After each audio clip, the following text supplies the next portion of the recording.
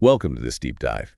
Today, we're tackling a really significant piece of government policy. Yeah, the UK's Restoring Control over the Immigration System white paper just came out this May 2025. Exactly. We've got the paper itself here, plus all the data they're using, ONS, OECD, that sort of thing. Right. And our mission really is to cut through the policy jargon. Get to the heart of it. Yeah, get to why these changes are being proposed now and what they might actually mean for the UK. It's your shortcut, basically, to understanding what could be a pretty big shift in how the UK handles immigration. Absolutely.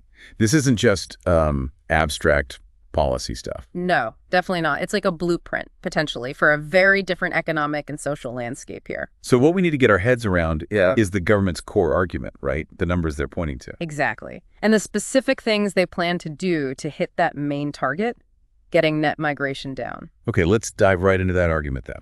The white paper kicks off with some pretty stark figures. Yeah, it does. It talks about net migration going from, 224,000 in the year to June 2019. Up to a record 906,000 in the year ending June 2023. I mean, that's a huge jump, a fourfold increase in less than 4 years. Massive. And even the latest numbers for the year ending June 2024 are still 728,000, historically very high. You just can't ignore numbers like that, can you? No, you can't. And the paper is pretty clear this surge was mainly driven by non-EU nationals coming for work, study, humanitarian reasons, plus their families, their dependents. They do mention temporary things too, like Ukraine and Hong Kong boosting those peak figures. They do acknowledge that, yeah. But the really crucial bit, they argue, is a change in the kind of work migration we've seen. Right, and this work is, quite interesting. The government itself points the finger partly at its own policy changes back in 2020. After Brexit, yeah. Specifically lowering the skills threshold for work visas. It went from RQF6, that's basically degree level, right, down to RQF3, which is more like A-level equivalent. And they brought in that new basic salary threshold, £25,600. It really sounds like that opened the door, maybe wider than intended, to a different kind of worker profile. That's exactly the implication. And the numbers seem to back it up. Lower skilled worker visas, they went from about 16,000 in 2022 to nearly 28,000 in 2023. Okay, quite an increase. But look at the health and care visas for jobs below degree level. That's the really eye-opener. Go on. They went from 37,000 in 2022 to 108,000 in 2023. Wow. That's staggering. More than doubled in a single year. Yeah. It just throws a spotlight on this huge and rapidly growing reliance on overseas recruitment in an absolutely vital sector. And it's not just the workers themselves, is it? It's their families, too. That's a huge factor. Dependent visas shot up as well, especially linked to those health and care visas. The white paper says, between 2021 and 2023, over half, 55% of visas for health and care workers were actually for dependents. That's right. And it climbed even higher, 75% in 2024. That must have a massive knock-on effect on the total net migration figures, doesn't it? Oh, absolutely. When such a large chunk of visas are for family members, it really inflates the numbers significantly. And it raises questions, too, I suppose, about pressure on public services infrastructure. Understandably, yes. Supporting larger numbers of people. Something else in the data really caught my eye. Student visas. Ah, yes, the student route. Visas for universities ranked sort of outside the top tier, between 601 and 1,200. They jumped by almost 50% between 2021 and 2023. 49%, yeah. While visas for the very top universities, the top 100, actually fell by 7%. Yeah. That feels like a real shift. It does, doesn't it? It hints maybe at a move away from the sort of traditionally elite institutions towards others. Any idea why? Well, it could be lots of things. Specific courses, maybe visas perceived as easier to get, perhaps targeted recruitment by those universities. The white paper itself voices concern, about the integrity of the student route, suggesting some might be using it more to live and work here than purely for study. And then there's the whole issue of illegal immigration, which we can't ignore. The paper states around 220,000 people arrived irregularly between 2018 and 2024. And 150,000 of those via small boats across the channel, a huge number. Plus, you've got rising asylum claims from people who initially came here illegally, 40,000 in 2024. Feels like pressure from all sides. It does. The government's definitely framing it as a total picture legal, illegal, and arguing that this overall scale has had, noticeable impacts. Right, impacts. Let's get into those. Despite the high migration numbers, the white paper points to pretty sluggish economic growth. GDP up only 3.4% since late 2019. Yeah, and they contrast that with higher growth they say happened in the Eurozone and the US over the same period. And maybe more worryingly, GDP per capita, the average economic output per person, That's fallen. fallen in every single quarter since 2022. Yeah. And by mid-2024, it was actually below pre-pandemic levels. That feels quite significant for living standards. It is, and the government's drawing a line saying, look, high net migration hasn't necessarily delivered widespread economic benefit. They also point to a correlation, don't they, between rising non-EU employment in some lower-skilled sectors and falling UK employment in those same areas? They do, which raises that difficult question. Is some migration, perhaps, displacing domestic workers? It's a contentious point, but it's in there. And it's not just the big economic numbers. They talk about housing pressure too, demand outstripping supply. Consistently, yeah. Plus, this potentially worrying trend in skills. You mentioned engineering visas for engineers doubled. While engineering apprenticeships in England nearly halved. That just seems like such a stark example. Businesses potentially finding it easier, maybe cheaper, to recruit overseas than to invest in training here. It's a powerful illustration of that potential unintended consequence, isn't it? If the short-term fix is readily available overseas, the incentive for long-term domestic investment might weaken. The paper also mentions regional differences, non-UAE nationals being a higher percentage of the workforce in England compared to the devolved nations. Yeah, highlighting that the impact isn't uniform across the UK. And finally, on impacts, they actually admit that problems measuring and forecasting net migration accurately have, well, damaged public confidence. That's a crucial point. If the numbers are unpredictable, it makes planning hard for everyone, services, local councils. And it erodes trust. Exactly. It makes having a sensible public debate much more difficult. So, okay, given all that context, the numbers, the impacts, the concerns, the white paper then lays out its next steps, the plan for tighter controls. And tighter really is the word. They want further and faster reductions in net migration. That's the stated aim. So what are the key controls they're proposing? Well, a major one is pushing that skills threshold for the skilled worker visa back up from RQF3 back to RQF6, graduate level. So making it much harder for lower skilled roles to use that main route. Essentially, yes. They're also planning to really shrink the temporary shortage list, How so? making it only for genuinely critical shortages and only where there's a proper workforce strategy in place to fix the shortage domestically in the long run. Much more targeted. Okay. And what about social care, given those huge visa numbers? That's another massive proposed change. They want to close the social care visa route completely to new overseas recruits. Completely. Wow. Yes, though with a transition period until 2028 for people already here to get extensions or switch visas, but no new recruitment from overseas after the changes kick in. That would be a seismic shift for the care sector. It really would. And it ties into the concerns the paper raises about exploitation and poor conditions in the sector. It puts huge pressure back onto the domestic workforce and training. They're also looking at dependents, aren't they? Making it harder to bring family. Yes, restricting dependence for those lower-skilled workers on that temporary shortage list, and increasing the salary thresholds all visa holders need to meet to bring family. So hitting the numbers from that angle too. Definitely. And adding another hurdle, higher English language requirements. For who? For main applicants, where applicable, but also introducing requirements for adult dependents too. The argument is it's vital for integration, for social cohesion.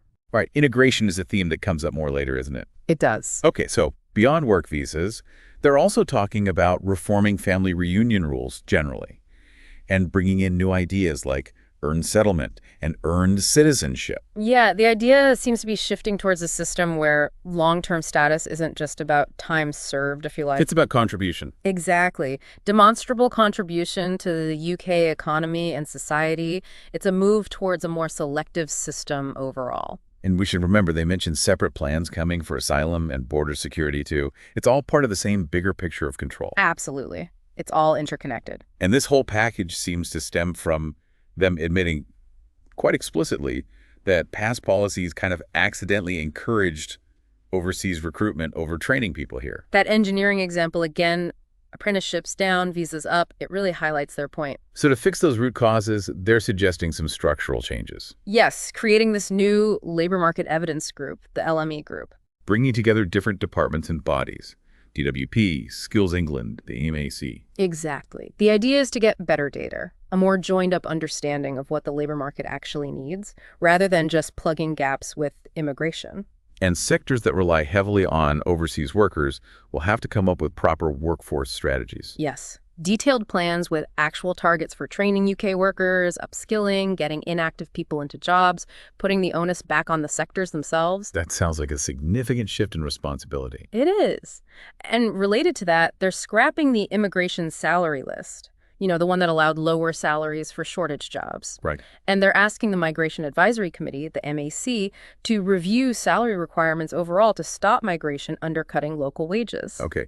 And the temporary shortage list, any jobs left on that will need these workforce strategies you mentioned, assessed by the MAC. That's the plan. Much stricter criteria.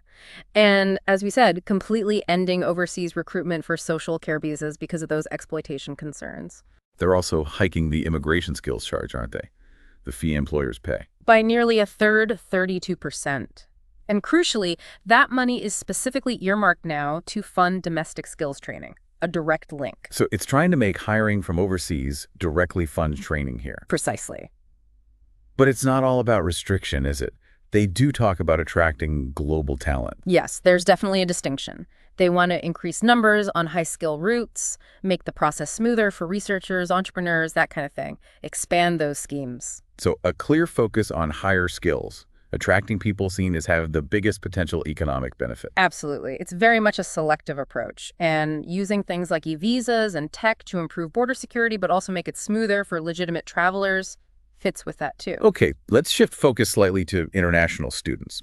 The white paper does acknowledge their value, right? That £12 billion in fees is a lot of money for universities. Oh, undeniably. Huge contribution financially and culturally. But there are worries. Yes. Concerns that some might be using the student visa mainly as a way to live and work here. Right. They also point to more students claiming asylum near the end of their courses, and quite a few graduates not actually moving into graduate-level jobs afterwards. And there was that big rise in student visas after 2016, especially for master's degrees. And lots more dependents coming with them. Exactly.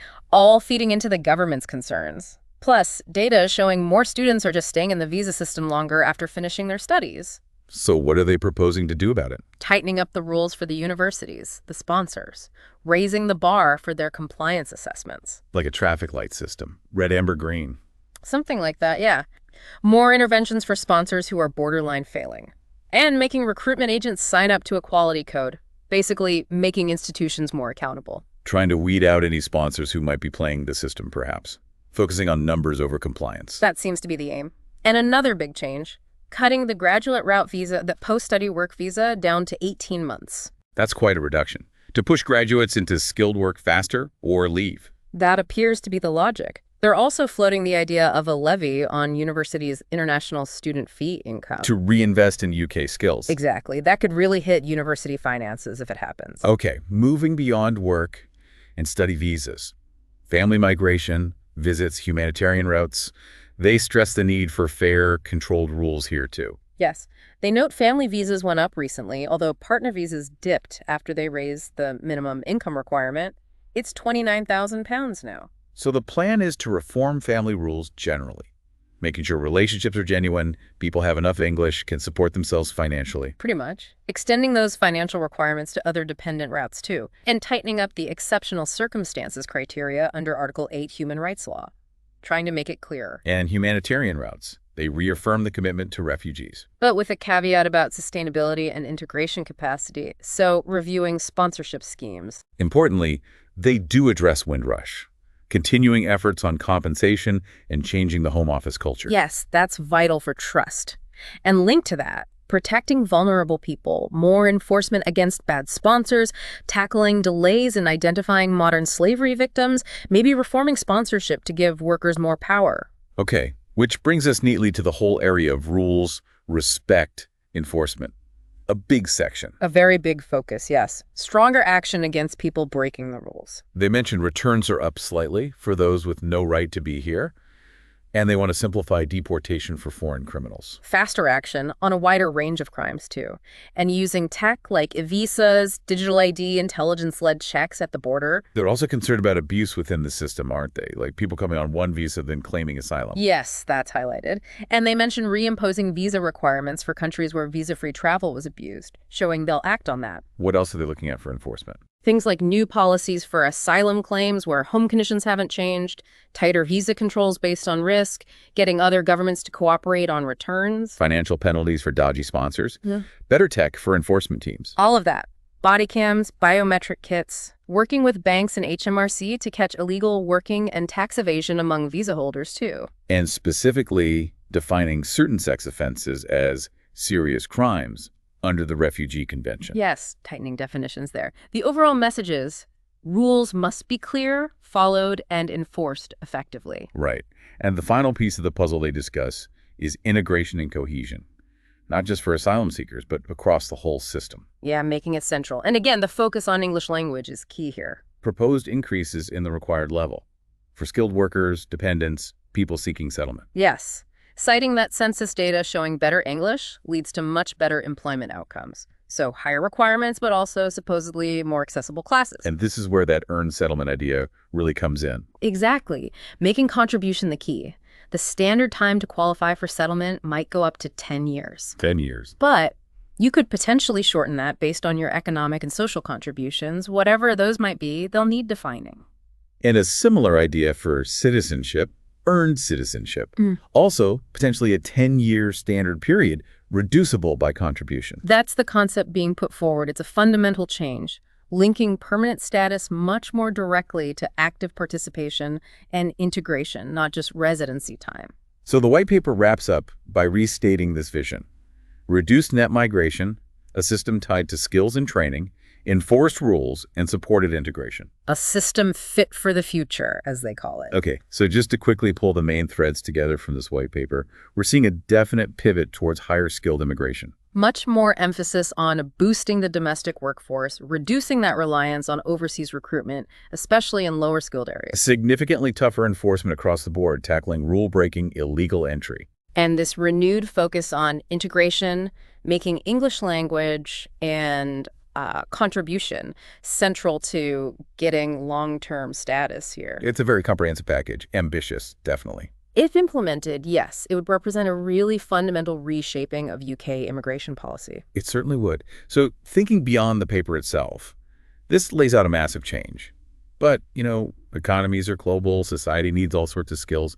How might these changes actually affect the UK's competitiveness? Its ability to attract the talent it genuinely needs for growth, for innovation? That's the million-dollar question, isn't it? And what about unintended consequences? You make big changes like this, things rarely pan out exactly as planned. What might those be? It's complex. There will definitely be knock-on effects, some predictable, some perhaps not. It's a discussion that's clearly going to run and run. Well, hopefully this deep dive has given you a clearer picture of the government's plans and the thinking behind them. Thanks for joining us.